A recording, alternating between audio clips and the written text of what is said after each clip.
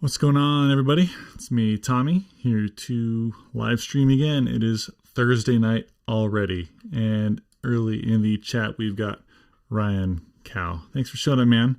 Am I pronouncing that right? Cow? I'm not sure. Anyways, we've got a new bottle of whiskey for this evening. It's one of my favorites. It is Highland Park. It's a very nice bottle of scotch from Scotland.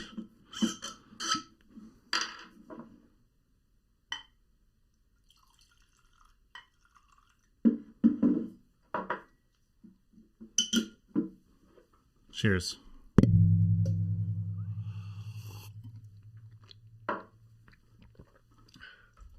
It's nice. It's a little bit more peaty than I really like. I couldn't find the bottle of Highland Park 18 that I really wanted, but this is a close second. So here we go. What's up, Robert? Thanks for showing up. Joe's Apartment, Mr. Camera Junkie, Harry Prudvey. Thank you all for showing up. Behind me, I've got a new light that I need to review. It's the Godox TL60 light kit with 4 of them.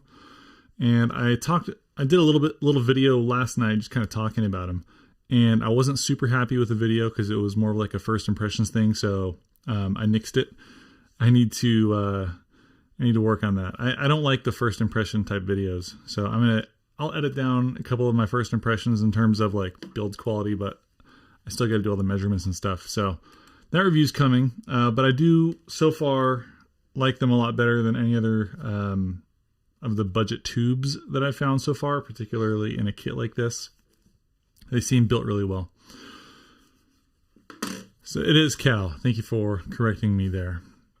And I don't have anything else on the slider cam. I've just got these 2 cameras hooked up today. Is what it is. Life gets busy. So tonight for the lighting, obviously. So we've got the Intellitek LC120 up there. As always, it's, you know, kind of permanently mounted to my wall, so I use it all the time. We have both Titans behind me, which is the green and then the orange. So the Titan X1, Titan X2, and then the Nova back there is doing a little bit of purple, and then the King TV Bolts and Andromeda Slim Tube is doing the like kind of blue hue back there. This one there.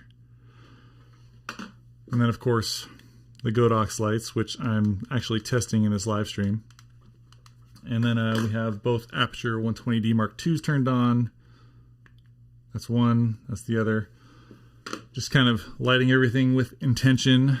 And then I have the Falcon Eyes RX818 kind of giving me this little backlight over here. Let's see. Brad Fogel, by the way, your sons, we got rid of him line flowed way too easy off his tongue. Yeah, I posted a video on Twitter showing, actually, I can play it here, and that will lead into a bit of what I was talking about with the title of this live stream, which is, why did I download OBS? I have to add a new... I'm not super comfortable with OBS just yet. I still need to get this thing configured the way that I want it to work. But then I also ordered this Stream Deck because I wanted to play clips onto my live streams, and I was having trouble trying to figure out how to do that. I needed to buy like a HyperDeck or something like that, you know, put another $600 into this streaming setup, and it's just more money, you know. So I'm adding a media source here. I'm going to find that file, downloads, then I can show it to you guys. Render. Sorry guys, I know this is not super exciting, but I should have prepared for this as always. Here we go. Open. And okay. Oh. Okay, I need to zoom that one a little bit. All right, well, anyways, I'm gonna show you guys what I had this whole thing set up for anyways. So the Atem Mini Pro has macros available, which let you do all kinds of cool things, which I've never really worked with before, but now I could do something like the whiskey cam, right? You know, a little thing there. And then I could link my Instagram and Twitter and stuff. I made that little Twitter logo overlay. But I'm able to turn those on and configure them really easily using macros in the Atem Mini Pro, which let you record any set of actions and configure them to do different things. You know, I could do a split screen situation here, which I've configured beforehand. And I actually had to set these up before I did that stream for Lawa over the weekend because I needed to have a coupon code, kind of like what I have going on with the Whiskey Cam here. But I had a coupon code for them to use. And so anyways, I had to use macros for that. And the only way to activate macros is by actually clicking on them, as far as I know, unless you assign like hotkeys to them, but then you're fiddling around with the keyboard. But the Stream Deck, which was relatively affordable for what it is, you know, it's like $150. It has like 15 keys on it or so. Let's get this Instagram and Twitter thing back up. It has several keys on it and little screens that you can assign different visuals to them, and then you can run those macros, but then also play stuff like this, for instance. Let's see, I can run that screen. Wait, no, wrong thing. I set up a whole bunch of macros, but wait, here it is. I wanted to play a macro that puts me up in the corner so I can then play something like this probe line shot.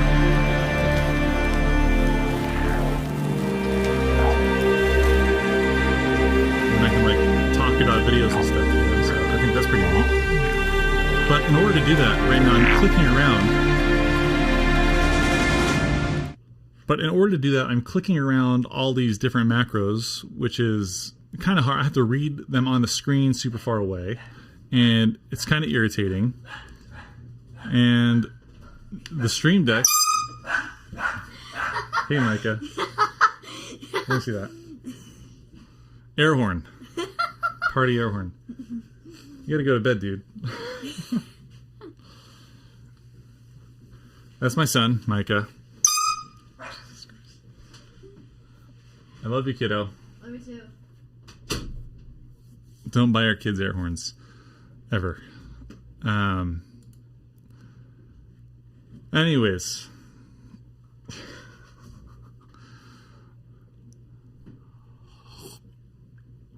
My ears are still ringing there. So I got the Stream Deck because I wanted to be able to run those macros really easy. And I feel like it would make this whole streaming experience a lot more smooth. So that's why I got it. There we go. That was fantastic. I'm super off track now. Newton G says, "What's up, Tommy? Do you make any adjustments to your audio on the Atem software control? It sounds really good." Oh, thank you.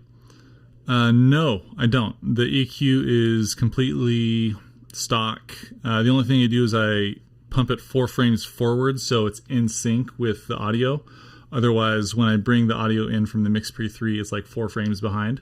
But the Atem software control panel lets you control all that. So actually, I can show that to you. It's right. Nope. You got to unfull screen. Here we go.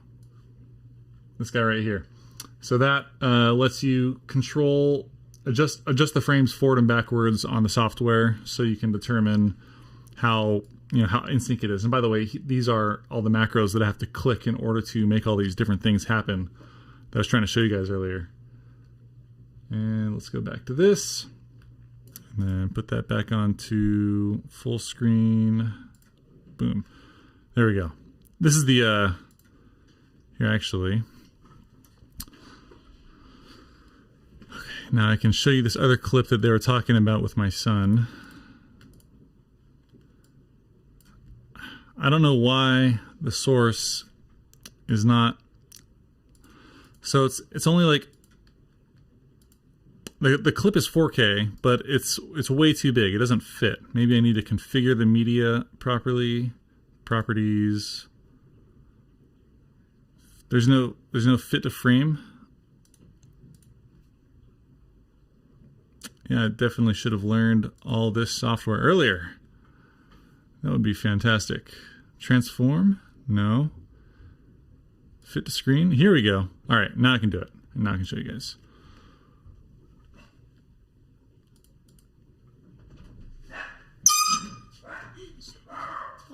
Hey. Stop, please.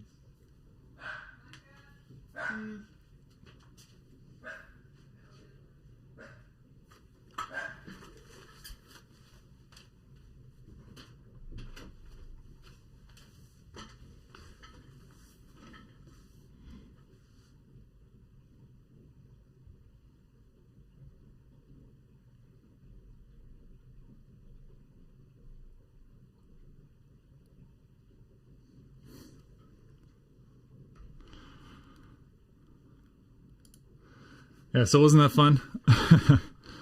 I guess, well, I probably screwed up the audio for those clips. I had it working earlier. I don't know. Yeah, I probably would have been way more on track with this stream if Mr. Airhorn didn't come in here a little bit earlier. You guys are saying you couldn't hear the audio. I don't know why that is. It's supposed to be coming through. Can you hear me now? Hello. I wonder if that air horn messed up my audio. That would be interesting. So anyways, I can do all those visuals that I wanted to do with OBS, and I don't want to do all those visuals with OBS. I only want to do the things like bringing in clips, and then maybe doing some stinger transitions. But I want those all to be at my fingertips, easily accessible. Otherwise, I won't use them. Just clicking these macros in itself is already super hard to remember to do. I just liked using the switcher, and I liked having physical buttons. Got it. You guys are saying no audio for those videos. Maybe. Let me try that again. Let me know if you guys get the audio, and I'm gonna try this one more time.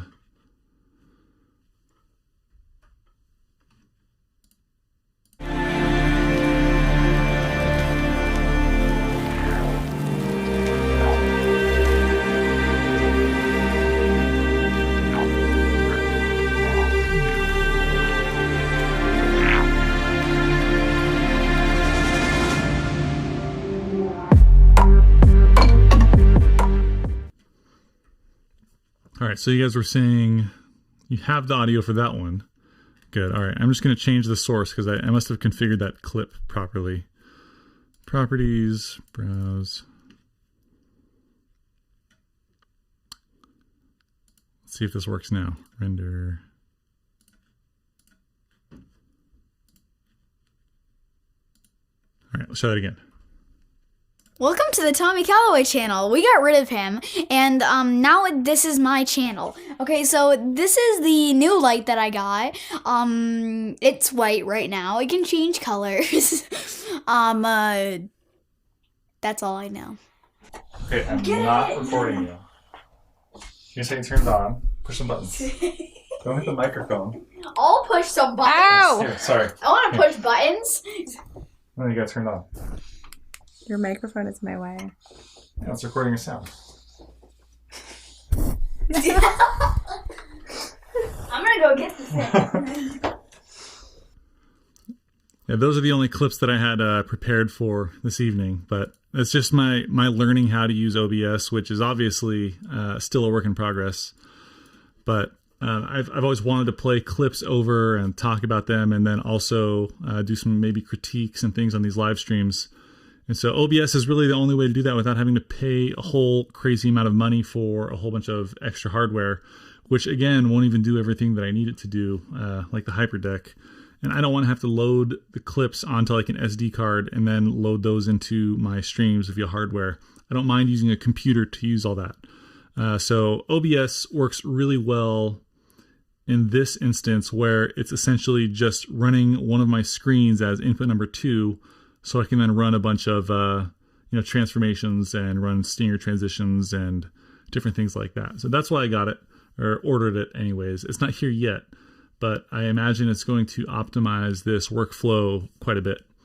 And what do you guys think of this little graphic that I made? This little Twitter, Instagram thing. It's supposed to be that's both my Twitter and Instagram. Yeah, I'm not a graphic designer or anything, but there you go. Jake Sloan, love those shots. Thank you, man. And everyone, thank you for saying audio is good. Appreciate that. And doing my troubleshooting for me. Dave Gonzalez, thank you for showing up.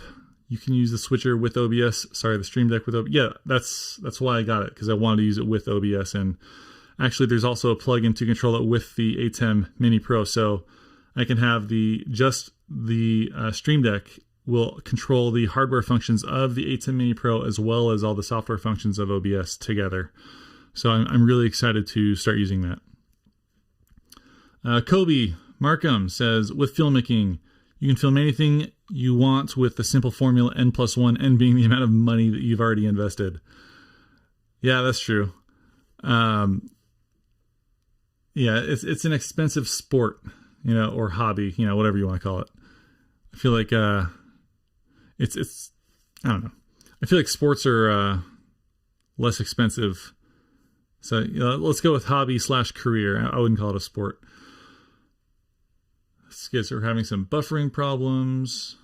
Cool. That sounds like those are all fixed. Let's have a drink. Oh, whiskey can. Where's that macro?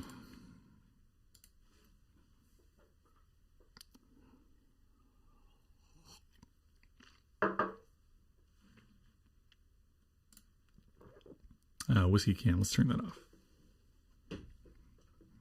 Where is that? That's the downstream key or the upstream key. Off. There we are.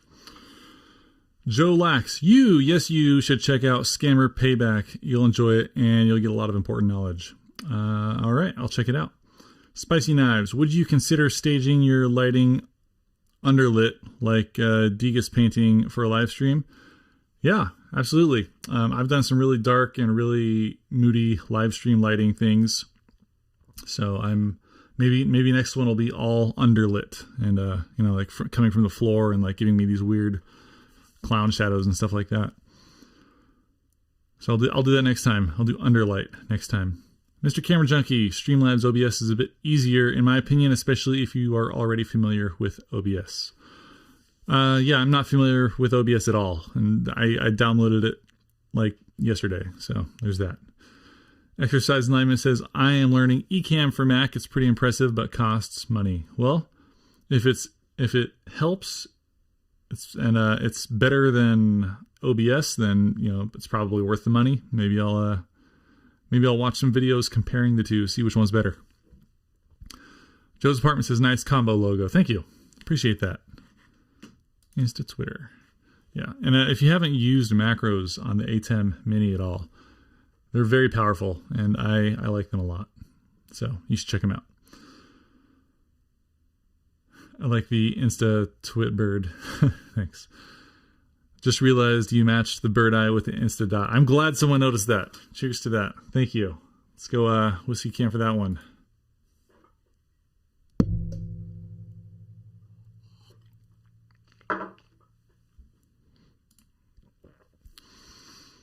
Greg Loza, I know this is off topic, but do you think Jackery power bank is a good option to power lights? P300C and 300D. The Jackery power bank I've not used, so I couldn't tell you.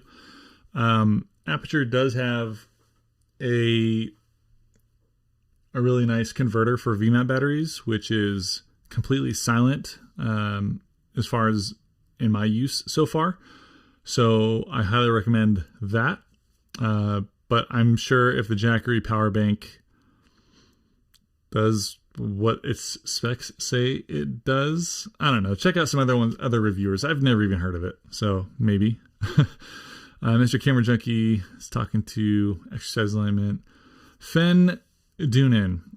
Would be great if educators had access to an easy solution for this. So much work to get started still. I agree. Getting started live streaming with any kind of quality has taken a significant amount of time investment learning how to do it. And I've, for the most part, only really used the Atem Mini Pro because it was the easiest hardware solution. But before that, I had all of my knowledge in terms of video production and how to work with lighting and audio and different cameras. So I had a significant leg up going into it. If a teacher had to start teaching from home like tomorrow and had no knowledge of video or live streaming, it would be weeks before they could really create an effective presentation. I feel like I totally agree. There should definitely be a way to make all of this easier, sold in a single box with like a quick way to get set up, and then like a link to a bunch of YouTube videos on tutorials on lighting. I feel like that'd be a much more effective like kit for educators to get started. Exercise Alignment says, I also switched to Ecamm, but you'll need a Mac computer. I believe Tommy's PC. No, I'm actually on a Mac. So, yeah, I don't know if that helps or not. Exercise Enlightenment says, I'm very interested about the Godox light tubes. Are they Godox TL60 RGB tube light? Yes, they are. And here we've got, controls. We can make them red, green, blue, all these different color options. Actually, something that's really interesting about these things is their effects. They have one effect that I really like. Here we go. They all go different colors at different times. So it's not all just the same color at the same time. That's a really cool effect. Most of the time, you don't get that. But if you want a whole bunch of random colors, they have that option available. I think that's really cool. But these are the Godox RGB tube lights behind me. So it's the 4-light kit, and I looked it up. The price is like $850. I agreed to review these things in January, and then I haven't heard back from the company, Gear, that was sending them out. And I thought that they had just forgotten about them, or I forgot about it. And then they showed up yesterday. So I'm going to review them now, and there you go. that happens. Here, let's go back to white. Spicy Knives. Degas is pronounced Degas, by the way. He's French. I think I maybe even messed that up. Thanks for the response. The logo looks great. Oh, thank you guys. Appreciate it. Kobe says, cued clips and graphics are adding huge production value to your live stream. If you pretend you had a team of interns behind the scenes, I'd believe you. Oh, man. Thank you. I really appreciate that. You get a cheers.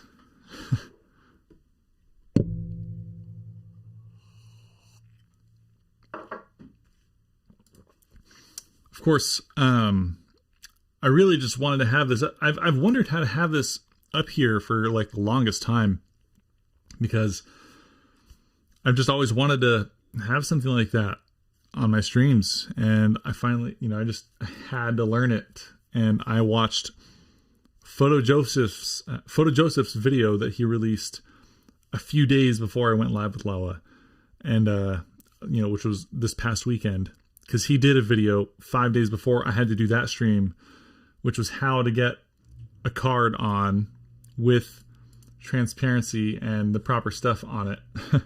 And then I watched Aaron Parecki's video on how to use Atem Mini Macros to do all that stuff. So those guys are great. And if you have any questions about the Atem Mini Pro or macros, follow those guys on YouTube immediately. Subscribe. They're very, very, very helpful. The Film Guy, the rotor lights behind you look very nice as expensive accent lights. Yeah, thank you. If you got it, flaunt it, right? This usually I use the big rotor light here as my key light, but I just had it all set up here in this kind of nice like hue rainbow situation, which kind of mimics the interface on the Rotolight Titan's back. So right here, you probably can't see it right here, but actually, yeah, I'll show you. Check this out.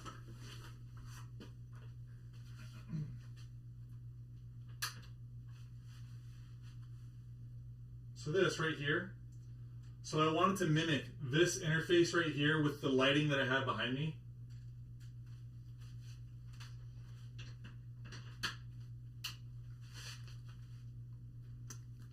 And I think I did a pretty good job. Yeah. So, I mean, super small attention to detail that nobody would notice unless I pointed it out. But I thought it was fun, so I did that. Vibhu says, these lights are giving me mango vibes. I hope that's a good thing. Mr. Camera Junkie, your opinion, the Godox lights are competition to the Pavo tubes. Yes, absolutely. I do think that Godox's tubes will take away market share from all of the other light tubes on the market, with the exception of the pixel tubes, because they're not pixel tubes. But my biggest thing is these tubes come with a light and a nice carrying case that's extremely thin.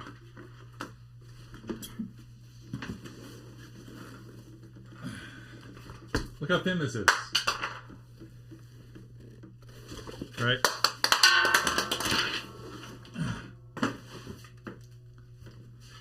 I just dropped all kinds of stuff, but whatever. It's fine. The carrying case is really thin. The tubes are pretty durable, and I have them attached with the little steel cables that are their safety chains that come with that kit. And because there's two holes here on each side, I was able to chain them down in like this long kind of key light situation. So I'm using that for my backlight now, which actually looks really cool as just a regular like accent style light. And they get pretty bright. Let's turn it up to 100%, see what happens. It does take a long time to scroll up to 100%, which is like kind of annoying. Here we go. All right, so they're at 100% now, and I mean, they're bright. They're only 60 watts each, but they're bright. But I got to move these back down now.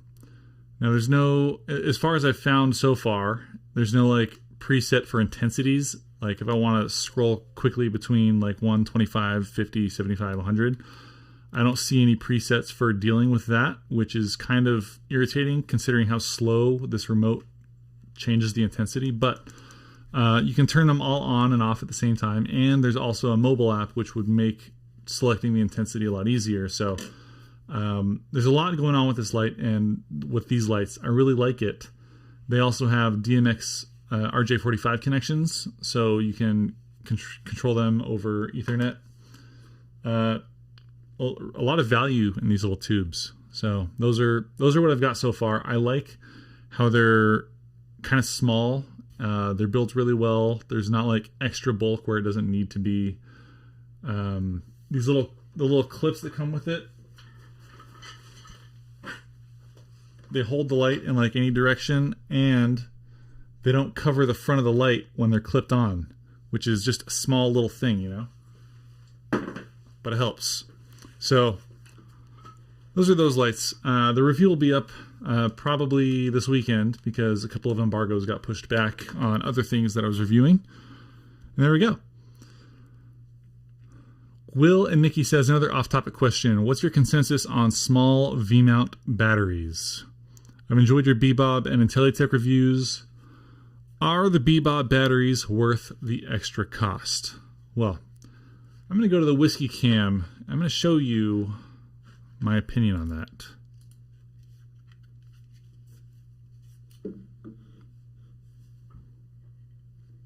They have a light.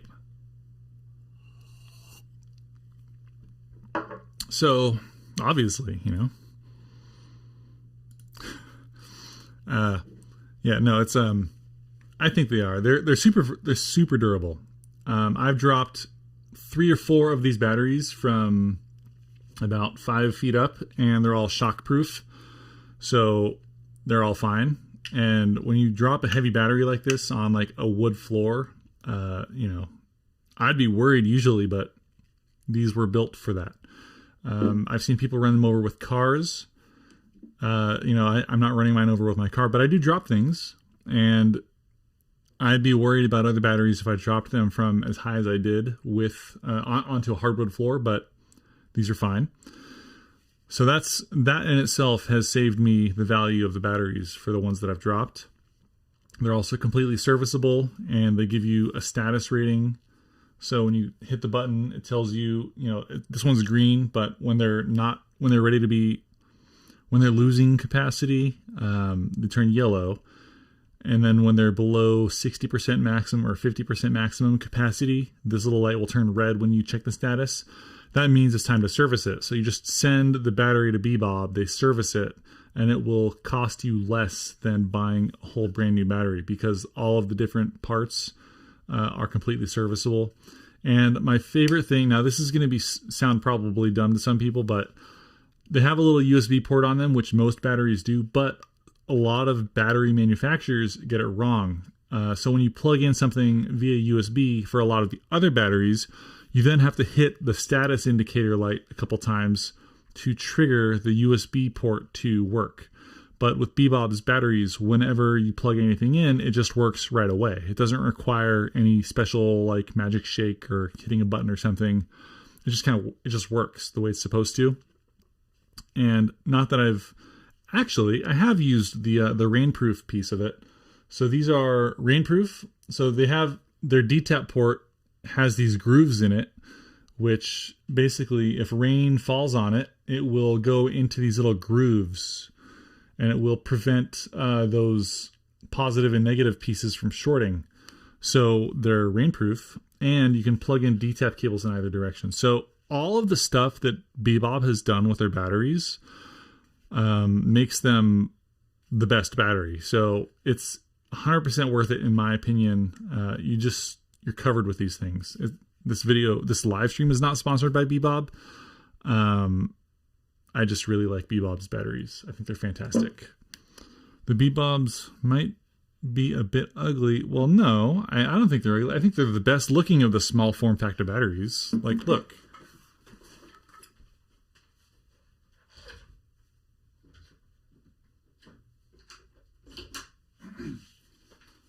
So these are two 98 watt hour batteries. This is Bebob's 98 watt hour micro Bebob battery situation. And they stack. Look, so you can like stack these on top of each other. This is another brand, which is Intellitech, which is more affordable and it's a good value. But like, look, like it's rounded, so it'll fall down if you put it on a table, and it's really annoying. You have to put it on its side or it'll tip over. I don't know. I think these don't look nearly as good. Come on. It just knows where my face is. Don't focus on my face. Focus on the stuff I'm holding. All right, well, forget it. It's not happening. Here we go. So, I mean, like, if I set them down like this, no, was it? There we go. Like those, they fall down all the time. Whatever. I think Bebob's batteries are great. Yeah, they're worth the money, for sure. The film guy says, that's very nifty. They should send you a few more. Yeah, I've got way too much stuff. I try not to ask for stuff anymore if it's not something that I find extremely compelling to review. Because I have more stuff in here than anyone could possibly want. It's... You know, I've realized that I'm a bit of a hoarder, and I've tried to clear some stuff out, but more stuff keeps showing up. So I have like, I don't know, 15 V-mount batteries, maybe actually closer to 17 now. I don't need more batteries. Bebob is more than generous. I love Bebob and everything they've done for my channel in terms of providing products that I wanted to review. They've told me anything that I want to review, they'll just send it out. Just let them know. They're super generous, and I'm so grateful to be in that position. But I'm not going to try and abuse that relationship and just get tons of batteries because I don't even use them. You know, I mean, I use all of my batteries, but I have no need for more of them because when I'm charging or when I'm using all my batteries, I still have a full set charging, so I can swap them out. I'll never be out of power, and it would just be excessive to have even more. I've already reviewed these batteries. I don't need additional batteries. I cherish that relationship with them, and I'm very grateful to be in this position, I guess, as an internet person. But I don't need more stuff, When are the aperture tubes coming out? Just a matter of time. That's that'd be news to me. They haven't given me any information. David Gonzalez says, Tommy, would you recommend a nice Sennheiser lapel mic over a shotgun mic or vice versa? David, it depends on what you're using it for. My favorite microphone is the Sennheiser MKH 416. That's what I use for all my produced videos. For this live stream, I'm not using a Sennheiser. I'm using a Synco Mic D2, which is a much more affordable microphone, but it sounds very close to the Sennheiser if you don't have the wind foam attached to it. Their wind foam muffles the sound quality of it, so I don't use it. And in a live stream, I can't process the audio, so there's no point. But I would recommend the Sinal, I think is the Sinal or is the Sanken COS 11D. That's the one. That would be the lapel mic that I would recommend if you needed a lapel. And if you need a microphone that's a shotgun microphone, then I would recommend the Sennheiser MKH 416. Those are the two that I would recommend for those two different use cases. It depends on what you're filming and how you're using your microphones. Thank you for the $5 exercise enlightenment. You get a cheers. First super chat of the evening. Whiskey can.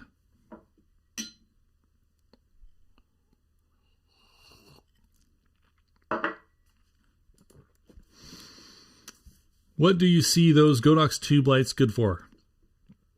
Well, I think that they're a very compact, soft light. My live stream last week, if you didn't watch it, I used a single tube light as my lighting for the whole thing pretty much. And this would work in that scenario. Again, I'll do a whole review on it, but it's a pretty bright tube light. And you can use a tube light in a lot of creative ways. They fit in a lot of interesting places that other lights won't fit. They have a built-in battery that is rechargeable at 100%. It'll last for a couple hours. You can turn them on and off with the included remote or with your phone. I think that they're good for a lot of things. Now, they don't come with a way to attach all four of them together unless you hang them off of these steel cables from each other. But they do come with little clips that you can use to attach them to different light stands. So you could use two of them as your key light and or key light fill light. You could put them up as Diva lights. You could also use another one as a hair light. You could make really interesting backgrounds, which a lot of people are using those tube lights for, which I will probably be doing in my review of them. Put like two on either side as like stripes. The lights are fantastic. I really like how Godox is attacking the tube light market, but in an affordable and quality perspective, similar to what they've done with the FV series and the NL60 series. Their lights are much higher quality than they were just a couple years ago.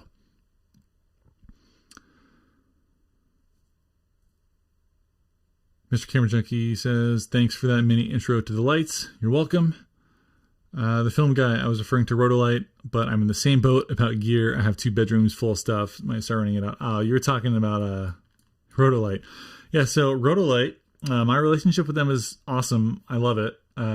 They sent out, obviously, the Titan X1, which I fully disclosed in my review of it. And I reviewed it as honest as possible. And then they offered a discount for the Titan X2, which I still paid several thousands of dollars for, as much as I could have had another A7S III or the Rotolight Titan X2 based on the discount that I got. And of course, I went with the Titan X2 because I reviewed the Titan X1. Titan X2 is just absolutely, it's my key light now, so I rearranged my whole studio and I gaff taped or spiked my floor to where to roll everything for my produced videos. And the Titan X2 is now my key light, and I basically just have the Aperture 120D Mark II up there in case, to light up products. Like right now, it's off, and now it's on. I light up products in my live stream with the 120D Mark IIs over there now. That's what I use them for. But yeah, no, they're fantastic lights, and if anyone's going to spend money on lights, it's not going to be me, because companies just send me lights, but I still went and spent out thousands of dollars on a light. That's how I feel about that light. Kobe says the next live stream, how to stop hoarding film gear, and is it time to get professional help? No, that's I'm not doing that one. I don't need help. I need more lights. The film guy says, I spoke to Aperture yesterday about the tubes. Things are not looking great. That's too bad. I saw a video on YouTube that looked like it was a foreign film, but at some expo of Aperture's light tubes, in some other country months ago. And that's the last I heard of it. So I don't know. Jordan Bizdell says, do you have a cart for moving all your gear? If so, which one would you recommend? Or do you just keep it all in the studio?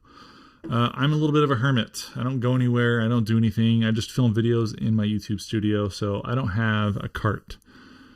But I would probably ask Robert Machado about carts, because he has a cart and he could probably give you a recommendation on that. I don't have a cart, so I built a nice wooden desk that I use as my presenting table, and when I put my whiskey on, this thing. I did a whole video on my studio rebuild of where I got all the wood, all the pipes, all the different pieces that made this thing happen. So you can watch that if you want, but it's a far cry from a portable cart. It's like a 200-pound desk of metal and wood. Fernando says, interface D audio, your recommendation, Mix Pre 3. If you're live streaming, you don't need the Mix Pre 3 Mark II, get a used Mark 1. If you're not live streaming, or if you want to use it for anything else, get the Mark II, because 32-bit audio or 32-bit floating point audio, whatever, if you care about the specifics. The Mix Pre 3 is my go-to. I have 2 of them. Just Sampson says, set is on point, brother. Thank you, man. Appreciate it. Will and Nikki, do you have any experience with DPA microphones? In my experience, their lapel-sized microphones are best in class, but horses for courses. No replacement for a boom mic when applicable. No, I've never heard of them, but I'm interested now.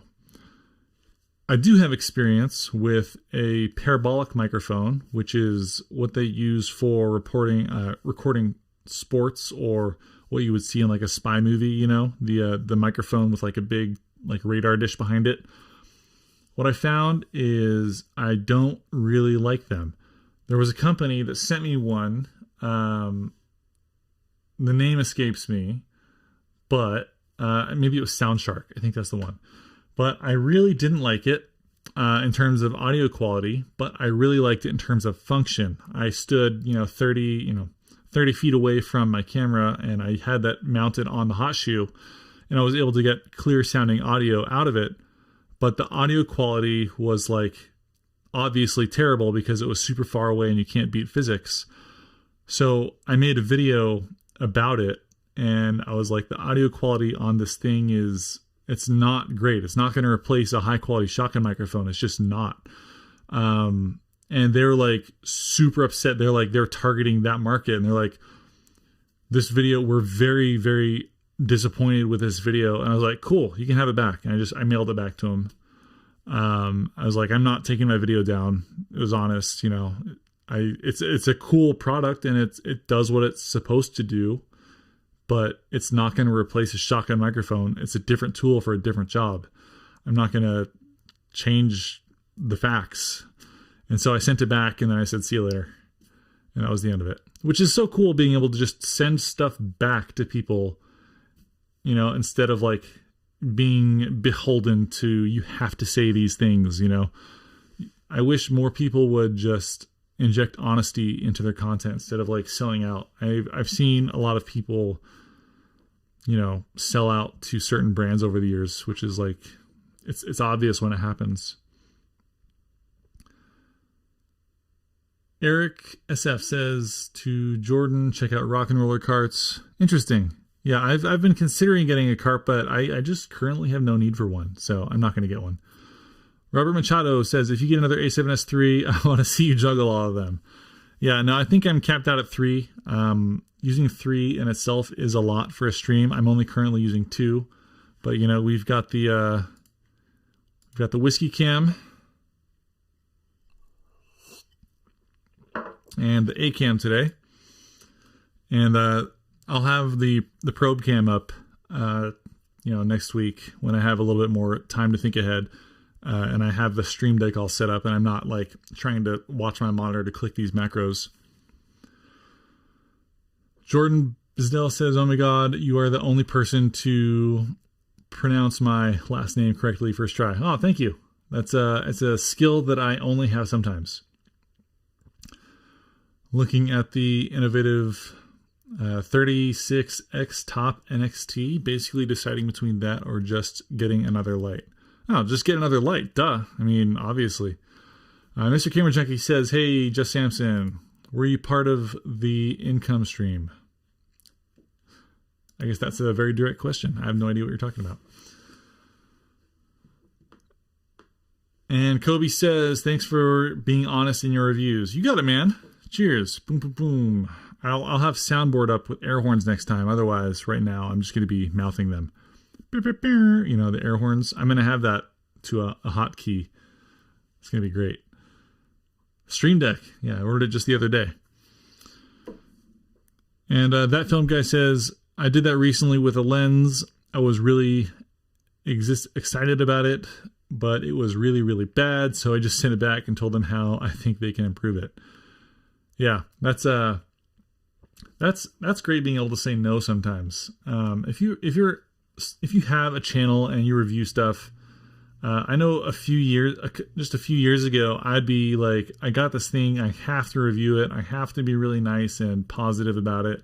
I can't say super mean things, otherwise they're not going to send me any more stuff. Don't put yourself in that position. It's not worth the stress. If you're not happy or you're just not feeling something, the company would feel so much better if you sent it back. Don't feel beholden to work for this company for free. You're not getting paid. The equipment they sent you, if the video you do ever end up making only refers like 3 or 4 sales, as long as the profit margin on that product is between 25 and 50%, that company has made their money back. It's not a huge investment for them to send you gear to talk about. If you don't want to talk about it, send it back. It's okay. You'll feel better. I've sent gear back.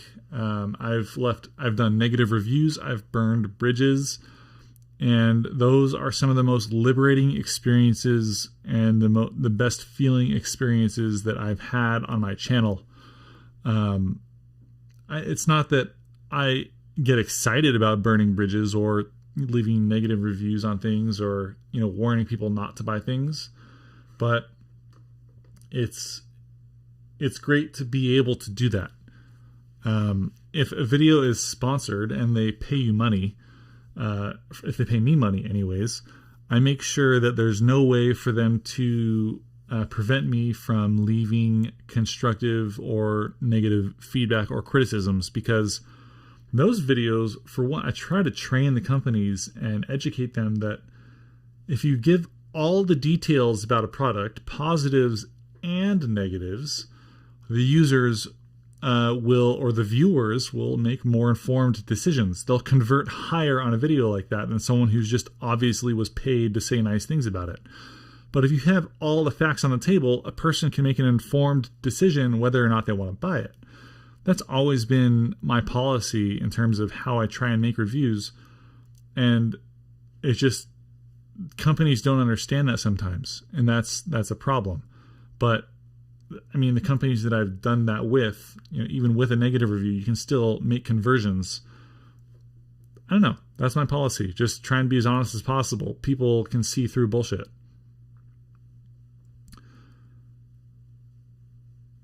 Yeah, there we go. And I think with that, the whiskey cam is just about empty here.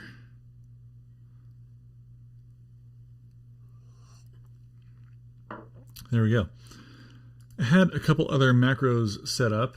This one was the picture-in-picture in order to play over these videos. Welcome to the Tommy Calloway channel. We got rid of him, and now this is my channel. A gazillion videos on how to do all this stuff, I don't need to make a video on that. You could probably watch a video from like Photo Joseph or Aaron Parecki or Epos Fox, or all those, or like a million other people on YouTube. But I'm really just excited to be able to know how to do all that stuff now. Atem Mini macros. Cool. Oh, another kind of cool macro that I figured out was how to zoom in my screen. Well, not. I mean, once you figure out macros, here we go. Let me get this thing on. Here we go. Once you figure out how to use macros, you can do all kinds of interesting things with them. Let's see if I can reset this.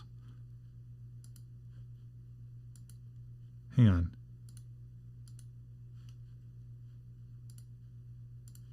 Here we go. Look, so you can make a macro to zoom in using the picture-in-picture feature. See? Boom. Now I've zoomed in my camera. Now I've got a tighter shot. Even though this is a prime lens. But, you know, it's a live stream and it's 1080p, you know, but nobody's going to be able to tell the difference. But how cool is that, you know? Like, I want that tight shot.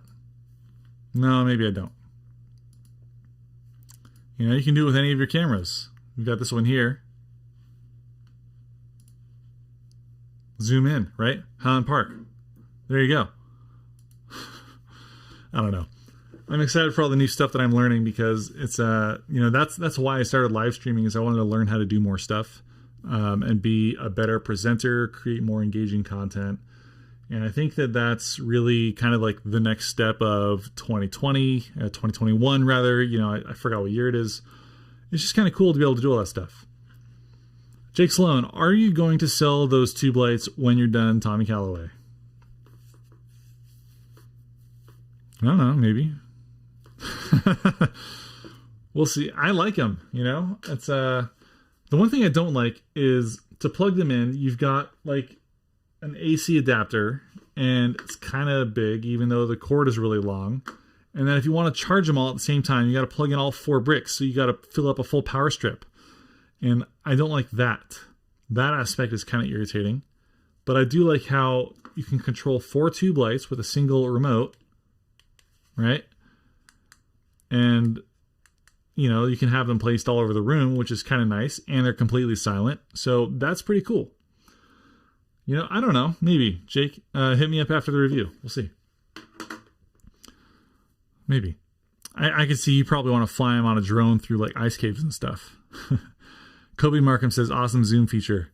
Thanks, man. Appreciate it. Yeah, that one took me a while to figure out. Ian the Brightman says, damn it, Tommy. Yeah, I don't know what you said damn it, Tommy about, but it was probably something about either companies or products or filmmaking. I'm not sure. Will and Nikki says, speaking of whiskey, and I don't know if this has been featured yet, but Elijah Craig Small Batch is a sleeper. Definitely worth a feature. I do like Elijah Craig Small Batch. I also really like Angel's Envy. And I think one of my favorite is Maker's Mark. But if you like to make old fashions, get yourself a bottle of Four Roses single barrel. An old fashioned with single barrel is fantastic. If you know how to make an old fashioned, that is. You know, you got to use the orange and everything. Maybe next stream I'll try and get an orange here and I'll make a proper old fashioned as the intro to the stream while I underlight everything. That'd be kind of fun, wouldn't it? How to make an old fashioned. That'll be an off-topic review. We'll see. There's another guy. I think his name is Jeremy Sears or Spears or something. He does like cigars and whiskey and filmmaking.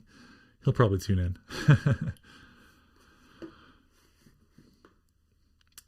Film Guy says, I think if you work hard on your reviews and are unique, eventually these companies will come back to us even if we don't like the previous product, assuming they're actually trying to improve things. They will. You know, actually, I was like super not enthusiastic about the Aperture 200X, but they went and fixed everything with firmware. So, you know, it's great that these companies listen to our reviews. It really does show, you know, what companies are listening to creators and trying to really improve everything. You know, sometimes things just slip through the QA, or, you know, when you're making a product, you use it as the product manufacturer. You don't use it the way users and you know are going to use that product. So, people will catch things that you just don't even think about because you're like, oh, I never thought about that. Like, that's never occurred to me. Maybe your production warehouse is like a loud environment, you know, and you don't hear the fans in the little light. You think it's super silent. Who knows? Yeah. So it's great that these companies are listening to us. Joe's Apartment, do you have the possibility to stream in 4K? Yeah, I do. I have a little 4K live streaming tool, but it doesn't have all the capabilities of the 1080p tools that I have. Atem Mini Pro streams at a maximum of 4K, and in order to get all the capabilities of the Atem Mini Pro, I have to use it. So I think Blackmagic sells a 4K streaming thing, but it's like several thousands of dollars, and I don't want to spend that much. And I think I really like the form factor of the Atem Mini Pro. Now, if they release the Atem Mini Pro 4K, I'll probably buy that. So that's probably like another year away. Ian says, just came and decided it was perfect timing. Nothing more, Tommy. Oh, great. Thanks for showing up. Jake Sloan says, exactly right, Tommy. Ice caves and mountaintops. I have a shoot coming up in a few months. Yeah, hit me up. Ryan says, damn it, Tommy. That should be, maybe I'll make that a stinger transition. Damn it, Tommy. I'll make that way. Every time you guys say that, it'll be cool sound effects and stuff. Agnosta, yeah, I have bitters and everything. I have bitters. I'll have an orange peel slice with a little lighter, and I'll squirt the citrus into it. I know how to make an old fashioned. Jake Sloan says, well, I agree with Ian the Brightman and Ryan Cow. Damn it, Tommy. All right, that's going to be I'm going to make that like a channel premium GIF or something. You guys can pay me money. It'll say, damn it, Tommy, and then it'll go to the whiskey cam, and then I'll have to take a sip. And that's only if you pay me money, though. It'll be a premium GIF. I don't know if that's a thing yet. We'll see. And that, you guys, I'm just clicking macros. I don't have a stream deck yet, but it'll be here this week. I ordered it. Here we go. That was my alarm. That means that my stream has to end because I get carried away. I set an alarm for myself. Ian says we should make shirts with this on Wear It Now. That'd be funny. All right, guys. Merch coming next week. Ian says, yes, they need to be in black in honor of Tommy Calloway with white letters to pay tribute to the lighting. Any last questions? Film Guy says, there's also similar companies that release a product early because they don't have the funds to keep funding. R&D, cough, Sigma, FPL, cough. Yeah, I wouldn't buy the Sigma FPL. I mean, obviously, I bought the Sony A7S III. I bought 3 of them. I'm not going to be buying more cameras for a while. If I do buy another camera, it's going to be the Sony FX6. That'd be the last one. Ian says, what hue is that orange on the Titan? Hue number 11. Hue number 11, intensity 14, full diffusion, 100% saturation.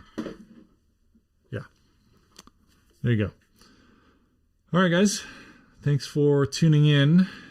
I'll see you later, and let's see if I can find this end card. I didn't make a macro for it, but I can do that. Here, watch this. And now I can fade into... I did this wrong. Hang on. Let me figure this out. Stream is ending. That's what this means. No, hang on. It's not a downstream key. I did this wrong. Crap. Pre-multiplied? No. What? This isn't even right. I don't know what I did. All right, guys. I'll see you next time. Peace out.